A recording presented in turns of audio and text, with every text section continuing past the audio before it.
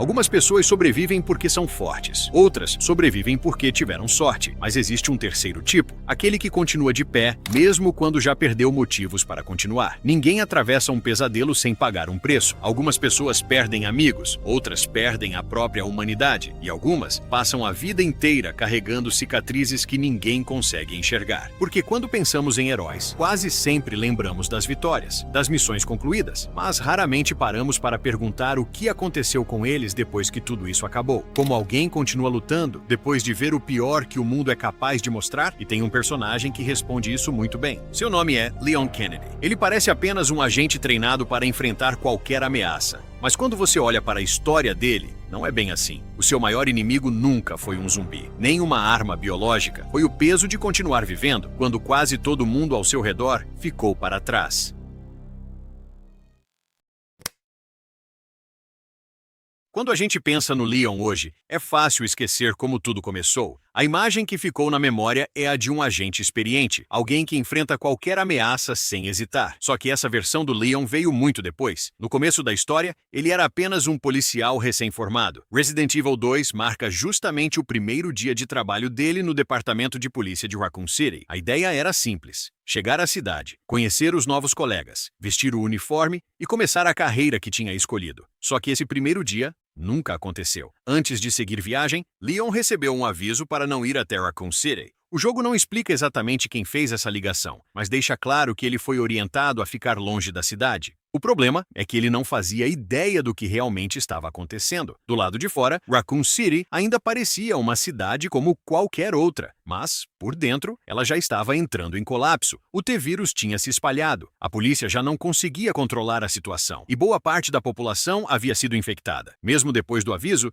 Leon decidiu seguir viagem, e essa acaba sendo uma das maiores ironias. O primeiro dia da carreira dele também foi o último. Ele nunca chegou a viver a profissão que escolheu. Antes mesmo de conhecer seus novos companheiros de trabalho, ele já precisava lutar para continuar vivo. Quando finalmente ele chega aos arredores de Raccoon City, a primeira coisa que encontra não é uma viatura, nem um policial, nem alguém para dar boas-vindas ao novo recruta. É um posto de gasolina completamente vazio. Poucos minutos depois, ele encontra um policial ferido tentando conter uma situação que já tinha saído do controle. Aquela seria a primeira vez que ele veria um infectado de perto. Por alguns segundos, ele faz exatamente o que qualquer policial faria. Tenta ajudar, tenta entender o que está acontecendo. Só que não existia treinamento para aquilo, não existia protocolo, não existia uma forma de prender alguém que já estava morto. Em poucos minutos, Leon percebe que tudo aquilo era maior do que qualquer operação policial. Quando ele consegue escapar do posto de gasolina, encontra outra sobrevivente tentando deixar a cidade, Claire Redfield. Os dois mal têm tempo para conversar. Uma carreta desgovernada atravessa a estrada, separando os dois logo no início da fuga. E eu gosto muito dessa escolha da história, porque seria muito mais fácil colocar ele ao lado de alguém experiente durante toda a campanha. Mas Resident Evil faz o contrário. Ele obriga dois desconhecidos a sobreviverem separados em uma cidade onde praticamente ninguém mais podia ser confiável. Até esse momento, ele ainda era um novato tentando entender o que estava acontecendo. A partir dali, ninguém mais teria respostas, nem os policiais, nem o governo, nem a Umbrella. Pela primeira vez, ele percebe que, se quisesse sair vivo daquela cidade, precisaria tomar decisões sozinho.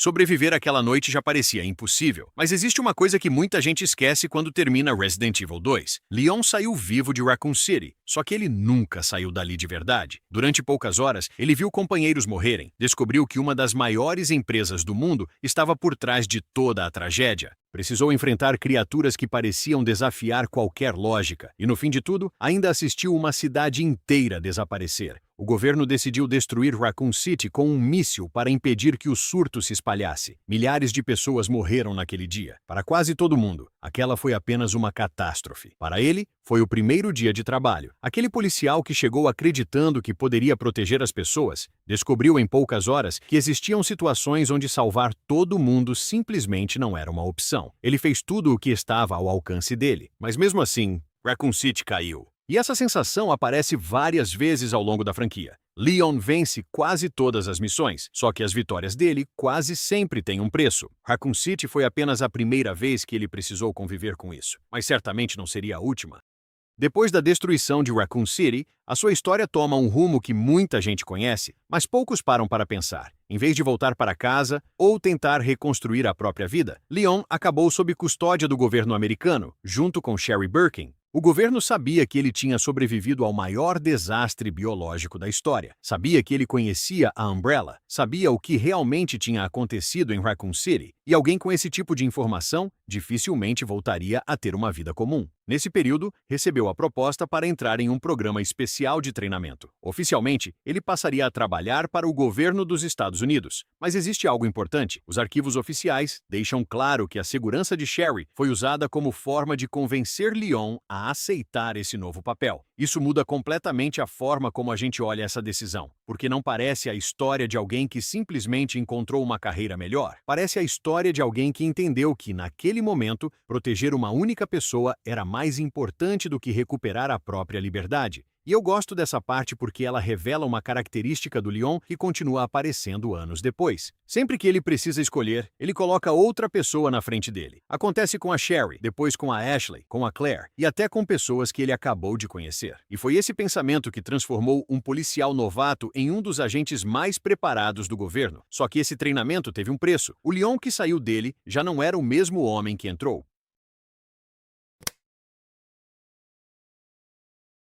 6 anos se passaram desde Raccoon City. Nesse tempo, Leon passou por um treinamento intenso e se tornou um agente a serviço do governo dos Estados Unidos. Quando Resident Evil 4 começa, ele já não é mais o policial inseguro que entrou naquela cidade sem saber o que encontraria pela frente. Agora, sua missão era outra: encontrar Ashley Graham, filha do presidente, que havia sido sequestrada em uma região isolada da Espanha. À primeira vista, parece apenas mais uma operação, mas não era bem assim. Durante praticamente toda a missão, Leon poderia fazer o que muitos protagonistas fariam: resgatar Ashley e ir embora. Só que ele nunca age dessa forma, mesmo cercado por aldeões infectados, mesmo sem saber quem realmente podia confiar, ele continua fazendo muito mais do que a missão exigia. E isso acontece o jogo inteiro, com Luis Serra, com Ashley, até mesmo com Ada Wong, apesar de toda a desconfiança entre os dois. Eu gosto de olhar para Resident Evil 4 por esse lado, porque o Leon que vemos aqui já domina armas, sabe lutar, está preparado para enfrentar qualquer ameaça. Mas o que realmente chama atenção não é a habilidade dele, é que, depois de tudo o que viveu em Raccoon City, ele ainda escolhe confiar nas pessoas. Ainda acredita que vale a pena colocar a própria vida em risco para salvar alguém.